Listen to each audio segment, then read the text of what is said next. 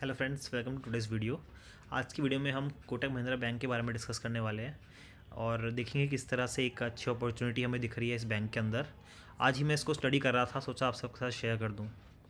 तो आज की वीडियो में हम बेसिकली 3 पिलर्स पे कोटक महिंद्रा बैंक को बेंचमार्क करने वाले हैं। सबसे पहला है प्राइस के पिलर पर, जहां हम देखेंगे कि current price Kotak Mahindra bank का क्या चल रहा है और एक्चुअल में based on it's earning and profits price क्या होना चाहिए था, और पास्ट प्राइस हिस्ट्री के बेसिस पे भी थोड़ा सा एनालिसिस करेंगे और डिफरेंट डिफरेंट पैरामीटर्स और इंडिकेटर्स के बेसिस पे देखेंगे कि करंट प्राइस क्या जस्टिफाइड है या इसको ऊपर मूव करना चाहिए या नीचे।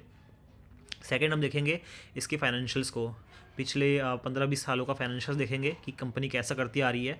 और जो थर्ड पॉइंट होगा उस पर हम देखेंगे बिज़नेस को, कि बिज़नेस कैसा है। बिज़नेस के अंदर भी मल्टीपल पिलर्स होंगे, उसको वन बाय वन फटाफट से डिस्कस कर लेंगे। तो चलिए सबसे पहले प्राइस को डिस्कस करते हैं। आई नो ये सबसे ज़्यादा इंटरेस्टिंग पार्ट होगा आपके लिए। आशा करता हूँ कि आप मेरी स्क्रीन देख पा रहे होंगे। तो यहाँ पर मैंने आपके लिए थोड़ी सी पहले ड्राइंग ऑलरेडी बना रखी है ट्रेडिंग व्यू के ऊपर। यहाँ मैंने कोटक बैंक का चार्ट खोल रखा है और यहाँ आप देख सकते हैं एक ब्यूटीफुल चार्ट बनते हुए दिख रहा है हमें यहाँ पर, जो कि है कप विद हैंडल। तो this is basically the cup, जो कि सबसे ज़्यादा डीप है। उसके बाद बाकी सारे इसके हैंडल हैं, जो कि मैंने आपके लिए यहाँ मार्क कर रखे हैं। तो cup with handle is one of the most reliable pattern. और इसको यूज़ कैसे करना है, इसको यूज़ ऐसे करना होता है कि जो कप है उसकी डेप्थ से लेकर नेक लाइन तक आप एक निकालेंगे कि कितना परसेंटेज का गैप है। उस गैप को एज इट इज़ प्लॉट कर देंगे नेक लाइन के ऊपर और आपका टारगेट निकल के आ जाएगा, जो कि है ये। तो बेसिकली इट मीन्स कि आप अगर अपने अपने पर्टिकुलर स्टॉक को यहाँ खरीदेंगे तो उसको अगर आप सेल करते हैं टारगेट के ऊपर, तो it will be a gain of 30% clearly. ये पहला पॉइंट था, एक टारगेट निकल के आया हमारा based on this strategy. Second strategy निकल के आती है based on PE. So Kotak bank का बेसिकली अगर हम स्क्रीनर पे मूव करें, स्क्रीनर वेबसाइट के ऊपर आप देखेंगे कोटक बैंक का जो पीई चल रहा है दैट इज़ क्लोज टू 20। और इसका जो मीडियन पीई है, अगर हम लास्ट 10 ईयर्स का भी देख लें, विच इज़ क्लोज टू 35, और अभी करंट 20 चल रहा है, तो there is a very huge gap. और अगर हम मैक्सिमम ड्यूरेशन में पीई को देखें, तो प्रीवियसली जब भी ये 20 पे पीई गया है, देखिए आप यहाँ पर 19 के पीई पे, 20 के पीई पर काफ़ी टाइम तक यहाँ रहा ये। और उसके बाद जब ये ऊपर गया तो 40 पीई को भी इसने टच किया। तो अगर इसी चीज़ को माइंड में रखते हुए हम एक्सपेक्टेशन लेके चलें, तो करंट पीई जो कि 20 है, उससे 40 पीई अगर होता है तो क्या होगा। पी दो चीज़ों का फैक्टर होता है, एक प्राइस और दूसरा अर्निंग। तो अगर पहले अर्निंग को देखते हैं, क्या लगता है इस बैंक की अर्निंग इंक्रीज़ होगी या डिक्रीज़ होगी। तो उसको जानने के लिए फाइनेंशियल स्टडी ज़रूरी है, तो एक बार वो क्विकली देख लेते हैं हम। तो अगर आप यहाँ पर प्रॉफिट एंड लॉस स्टेटमेंट देखेंगे, ईयर ऑन ईयर कंपनी की जो प्रॉफिटेबिलिटी है उस पर एक ऐसा इम्पैक्ट है। मार्च 12 में देखेंगे आप तो प्रॉफिट बिफोर टैक्स देख लेते हैं। 2656 करोड़ से इंक्रीज़ होता होता एवरी ईयर, मतलब कॉन्स्टेंटली इंक्रीज़ हो रहा है। आप देख सकते हैं कोविड आया कुछ भी हुआ, लगातार इंक्रीज़ हो रहा है एंड इट इज़ करंटली 23,000। तो आप देख सकते हैं 2.5 से 2.5 से this is basically 23,000, which is phenomenal. So earning लगातार इंक्रीज़ हो रही है एंड लेट अस अज्यूम कि अर्निंग इंक्रीज़ ना हो। 20 पी है और 40 पी की जर्नी में इसकी अर्निंग्स इंक्रीज़ ना हो और सिर्फ प्राइस इंक्रीज़ हो, तो क्या होगा उस केस में। 20 से 40 जाने के लिए it is a factor of 2, that means price double हो जाएगा। व्हाट डज दैट मीन, इसका मतलब ये है कि अगर करंट प्राइस ये है तो इस स्ट्रेटजी के बेसिस पे आपका प्राइस निकल के आता है डबल ऑफ दिस। तो इसका डबल क्या होगा आपका 3536। चलिए चार्ट के ऊपर इसको मार्क कर लेते हैं। सो आई थिंक मैंने आपके लिए ऑलरेडी मार्क कर रखा है इसको। This is 3536।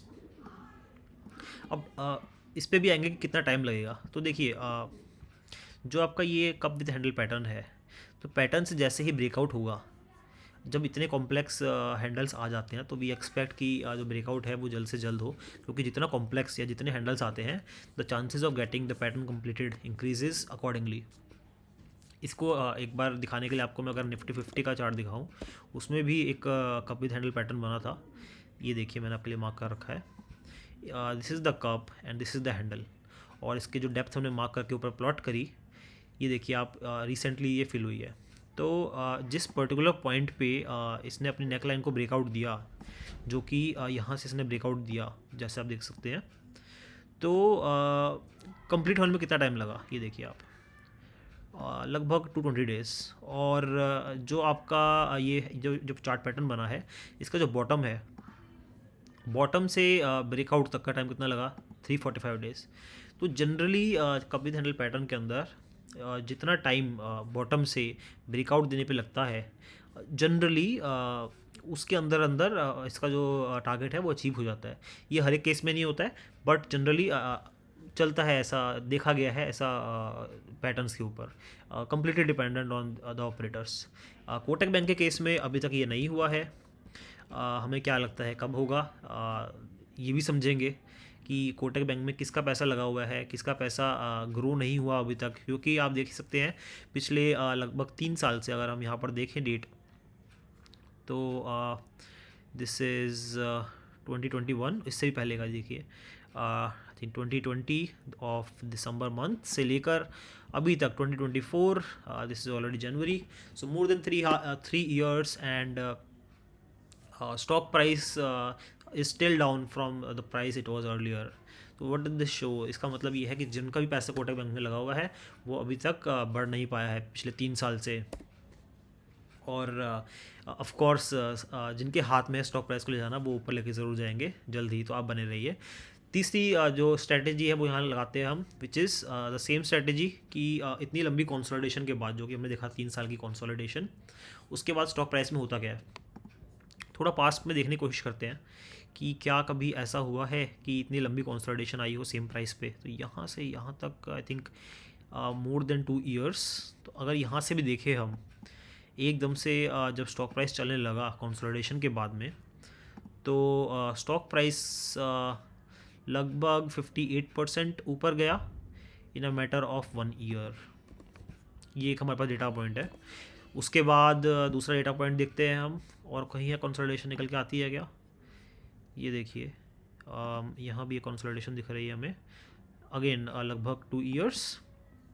और इस कंसोलिडेशन के बाद में stock price with in 1 year अगर हम देखें तो इट वेंट टू 43%, और less than 2 years it went to 95%। तो एक लंबी कंसोलिडेशन के बाद प्राइस एकदम से भाग जाता है, जैसा हमने यहाँ पर देखा 93% एंड सो ऑन। ये थर्ड स्ट्रैटेजी हमारी। अब फोर्थ स्ट्रैटेजी भी चलते हैं। कोटक महिंद्रा बैंक का जब से ये लिस्ट हुई है तब से इसका CAGR देखते हैं कितना आता है। तो अगर मैं नीचे जाऊँ तो यहाँ कहीं होना चाहिए, ओके, स्टॉक प्राइस CAGR, ये देखिए लास्ट 10 मतलब 10 साल से पहले अगर किसी ने कोटक महिंद्रा बैंक को परचेज़ किया होता तो उसको ईयर ऑन ईयर 18% के हिसाब से रिटर्न मिल रही होती। This is based on the CAGR। तो अगर मैं करंट प्राइस से भी अगर मैं लेट्स से इस पर्टिकुलर प्राइस से, जो कि यहाँ पर डेट थी, यहाँ से अभी अगर 18% अज्यूम करूँ, क्योंकि ये लगातार देता गया है 18% ईयर ऑन ईयर, तो इसको चार्ट थोड़ा ऊपर ले चलते हैं। तो हम यहाँ पर ये समझने की कोशिश कर रहे हैं कि इस पर्टिकुलर डेट पे, जो कि थी हमारी 2020 दिसंबर, यहाँ से स्टॉक प्राइस 18% ऊपर जाना चाहिए था। फिर 2021 के अंदर भी ऐसे 18% जाना चाहिए था। 2022 में ईयर ऑन ईयर 18% हमें ग्रोथ मिलनी चाहिए थी, जो कि हमें अभी तक नहीं मिली है। अगर वो मिलती तो क्या प्राइस होता। तो यहाँ से 18%, सो ये फोर्थ स्ट्रैटेजी हम डिस्कस कर रहे हैं। देन अनदर 80% जो कि हमारा 2021 के अंदर होता, 18.3 हो गया है, थोड़ा सा इसको चेंज कर लेते हैं। अगेन यहाँ से पिक करते हैं, ये 18% तक ले जाते हैं इसको, ओके ठीक है। सो इसमें मैं एक बार मार्क कर देता हूँ सो दैट आप अच्छे से समझ पाएँ। यहाँ पर टेक्स्ट होगा, okay. So this is for 2020 December, then this is for 2020 text, okay, 2021, then 2022, and last one is for 2023। यहाँ भी मैं लिख लेता हूँ 2023।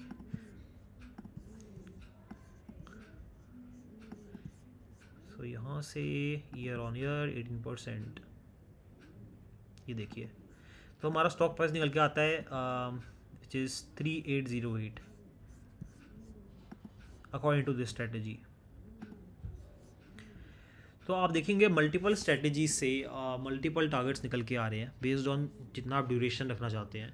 तो दिस शोज़ कि अगर आपको बहुत ही शॉर्ट टर्म के अंदर अगर पैसा बनाना है तो एक स्ट्रेटजी क्या निकल के आती है आपके पास, विच इज़ वेरी सिंपल। आप देख रहे हैं कि लगातार स्टॉक प्राइस यहाँ पर नीचे जाता है, वापस इस लाइन को टच करता है, नीचे जाता है, वापस इस लाइन को टच करता है। आप सिंपली यहाँ पर स्टॉक प्राइस परचेज कर लीजिए और वापस इस लाइन को टच कर जाएगा। वेरी सिंपल, बहुत ही शॉर्ट टर्म में। शॉर्ट टर्म कैसे बोल रहे हैं हम, आप देखिए यहाँ पर किसी भी आप एक पर्टिकुलर यू को देख लीजिए, इसका टाइम कितना गया है, एक पर्टिकुलर यू 251 डेज़ के लिए। सिमिलरली जो बड़े यूज़ हैं उनको देख लेते हैं 180 डेज़, और जो करंट आपका जो हैंडल चल रहा है विच इज़ ऑलरेडी 190 डेज़। तो अभी तक का जो सबसे लेंदी आपका यू शेप बनी थी विच वॉज 215 डेज़। तो अगर इसको हम मान लें 215 डेज़, यहाँ पे कहीं आएगा ये, यस। तो we are expecting a gain of at least 11% from current price within a matter of month. So ये आपकी फर्स्ट स्ट्रेटजी निकल के आती है। Second strategy is based on this pattern cup with handle, और इसका टारगेट निकल के आता है आपका 30% के साथ में। I am expecting this should complete within 6 months at the max 1 year based on. So ये मैं क्यों बोल रहा हूँ, क्योंकि जो इंटरेस्ट रेट इस वक्त चल रहे हैं मतलब पीक, वो धीरे धीरे नीचे आने ही आने हैं। एंड आई एम एक्सपेक्टिंग कि वो इस पर्टिकुलर ईयर में एटलीस्ट 1 रेट कट तो होगा ही होगा। तो जैसे ही रेट कट हुआ बैंक की प्रॉफिटेबिलिटी ऑटोमेटिकली बढ़ जाती है और ज़्यादा लोन डिस्पर्स होते हैं, because interest rate as a consumer कम मिलता है लोगों को। सो कंज्यूमर ज़्यादा लोन लेने की तरफ आगे बढ़ते हैं। सो उसके बेसिस पे डेफिनेटली ये एक टारगेट निकल के आता है इन द मीडियम टर्म। और अगर आप लॉन्ग टर्म का टारगेट देखें तो वन ऑफ दिस टारगेट जो हमने अभी डिस्कस किए थे, इधर 3535 और 3808। आई एम एक्सपेक्टिंग कि एटलीस्ट 2 years के अंदर 2 years के अंदर आई थिंक ये स्टॉक प्राइस अचीव हो जाना चाहिए, जो कि अभी तक मैंने देखा है based on the past experience और जो इसके करंट फाइनेंशियल ईयर रिजल्ट्स भी आए हैं। जैसा मैंने बताया था आपको कि इस पर्टिकुलर पॉइंट से अभी तक इसके जो प्रॉफिटेबिलिटी है वो डबल हो चुकी है। और जब तक ये स्टॉक प्राइस यहाँ तक पहुँचेगा ऊपर तक, लेट्स से 1 year और हो जाता है, तो प्रॉफिटेबिलिटी और ज़्यादा बढ़ जाएगी, right, based on the past track record हमने देखा है। तो ये कुछ स्टडी मुझे प्राइस चार्ट पैटर्न पे समझ आई है। इसके अलावा क्विकली एक बार फाइनेंशियल्स और बिजनेस भी स्टडी कर लेते हैं। फाइनेंशियल्स में एज सच सेपरेटली डिस्कस करने को कुछ है नहीं, एक पी चार्ट पैटर्न हमने डिस्कस कर लिया है, एक आर मुझे डिस्कस करना था। तो किसी भी कंपनी का जो कि बैंक या फिर NBFC हो, आर अगर 10% से ज़्यादा है then it is a very positive point, और कोटक महिंद्रा बैंक के केस में इट इज़ 14%। तो ये भी एक पॉजिटिव पॉइंट है। ROE का मतलब होता है कि जो अपना पैसा है और जो लोन पे पैसा लिया हुआ है, जैसे कि RBI से लिया हुआ है, या फिर हम सब ने जो आपका अगर अकाउंट है और आपने कुछ पैसे रखे हैं बैंक अकाउंट के अंदर, that is also a loan to bank, क्योंकि वो आपको इंटरेस्ट देती है उसके ऊपर। तो उस पैसे को लेकर कोटक महिंद्रा बैंक ऑलमोस्ट 14% पैसा कमा पा रहा है उस पैसे के ऊपर। ऑफकोर्स जो कोटक महिंद्रा बैंक के अंदर आपके बैंक अकाउंट्स, क्रेडिट कार्ड्स या फिर जो इंश्योरेंस पॉलिसी, उन सब का एग्रीगेट करके इन्होंने ROE यहाँ पर पब्लिश किया हुआ है। सो ROE पर्सपेक्टिव से भी वी आर गुड। क्वार्टरली और प्रॉफिट एंड लॉस स्टेटमेंट हमने देख ही लिया है, लगातार एवर इंक्रीजिंग है, इरिस्पेक्टिव ऑफ कि कोविड आया हो या any recession, it is ever increasing. तो फाइनेंशियल्स में लास्ट पॉइंट हम ये डिस्कस कर लेते हैं which is the share holding pattern. तो यहाँ पर आप देखेंगे पब्लिक होल्डिंग इज़ जस्ट 12.98, और उसके अंदर भी 1.31% is with the caladium investment PT limited. So that means retail public के हाथ में लेस देन 12% शेयर होल्डिंग है, और बाकी सारी की सारी स्ट्रॉन्ग हेड्स के अंदर है। तो from the chart pattern it seems कि जो स्ट्रॉन्ग हैंड्स है FII जो ऑपरेटर है, वो ट्राई कर रहे हैं कि पब्लिक से जितनी भी शेयर होल्डिंग है वो खींच ली जाए, बार बार प्राइस को गिरा के, उनको डरा के, और जैसे ही पब्लिक अपनी शेयर होल्डिंग गिव अप कर देती है to these FII and DII, they will start taking the stock price up. So this is another point and the last point is the business analysis. तो business analysis में मैं 3-4 points बोलना चाहूँगा. First is being the market leader. So Kotak Mahindra bank अपने segment में एक market leader है. इसको अगर हमें जानना है तो सिंपली हम क्या कर सकते हैं, यहीं स्क्रीनर के अंदर जो आपका बैंक्स का सेक्टर है इस पर क्लिक कीजिए, सॉर्ट कीजिए बाय मार्केट कैपिटलाइजेशन. यहाँ पर ऑलरेडी सॉर्टेड है मेरे लिए. और टॉप 5 बैंक के अंदर देखिए कोटक महिंद्रा बैंक आता है on the 4th position, just after State Bank of India, and which is for Kotak Mahindra Bank is followed by Axis Bank. So it shows how the bank being a market leader. और Kotak Mahindra Bank का नाम आज के time में सबने सुना है. So this is another point जो कि दिखाता है कि बैंक की ब्रांडिंग और लोगों को इसके बारे में पता होना. So this is the first point. The second point is the pricing power.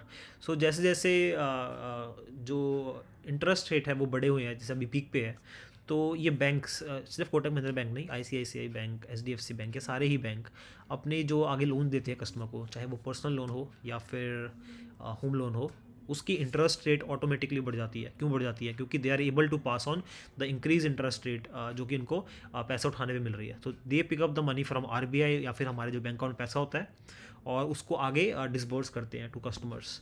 तो अगर पीछे से ही कॉस्टिंग ज़्यादा आएगी, जस्ट लाइक अगर आपका कोई रॉ मटेरियल महंगा हो जाता है, so they are able to pass it on to the customers. इसका एक साइड इफेक्ट होता है कि जो डिमांड होती है लोन लेने की, पर्सनल लोन्स की या फिर हाउस लोन्स, वो कम हो जाती है. डिस्पाइट ऑफ दैट आप देख सकते हैं कि year on year Kotak Mahindra bank is increasing in revenue and net profitability. और जैसे ही ये इंटरेस्ट रेट जो है वो कम होगा, तो यू कैन थिंक कि कैसे एक तो जो ऑलरेडी लोन्स दिए हुए हैं उन लोन्स के अंदर बेसिकली एक्स्ट्रा प्रॉफिट निकल के आएगा. और सेकंड, जैसे ही जो RBI अपने इंटरेस्ट रेट कम करता है, तो जितने भी स्टार्टअप्स होते हैं या फिर वेंचर कैपिटलिस्ट होते हैं, वो ज़्यादा लोन लेने लग जाते हैं फ्रॉम द बैंक्स. तो वहाँ से भी बैंक्स को फ़ायदा होता है. So this was the second point. Third point is the past track record जो हमने देखा पिछले 10 साल का, और इससे पहले का भी अगर आप देखेंगे तो इट इज़ फिनोमिनल. लगातार बैंक ग्रो कर रहा है, इंक्रीज़ हो रहा है. And the last point is the future growth probability. So based on the per capita income in India जो कि 2500 है अभी, और बेस बन गया है सबका, तो we are expecting, we know कि धीरे धीरे इंडिया विल ग्रो आगे अहेड, आगे बढ़ते ही, सबको आगे बढ़ते ही रहना है. और जैसे जैसे लोगों का पैसा आएगा वो कहाँ रखेंगे? बैंक्स के अंदर ही रखेंगे. तो banks will be the direct beneficiaries of a growth, Indian growth. तो यही था तीनों पिलर्स जो मुझे अच्छे लगे अपने पर्सपेक्टिव से. आप अपनी स्टडी कीजिए इन चीज़ों को अपना पिलर बना के, इन स्टडीज़ को अपना पिलर बना के, और अपनी समझ के हिसाब से अपनी पोजीशन बनाइए. एक बात जो मैं बहुत इंपॉर्टेंट बोलना चाहता हूँ, किसी भी कंपनी में किसी भी केस में 10% से ज़्यादा अपना पैसा मत लगाइए, because future is uncertain. We always bet based on the data, but आगे क्या हो सकता है वी नेवर नो. इसी के साथ वीडियो एंड करता हूँ. Thank you.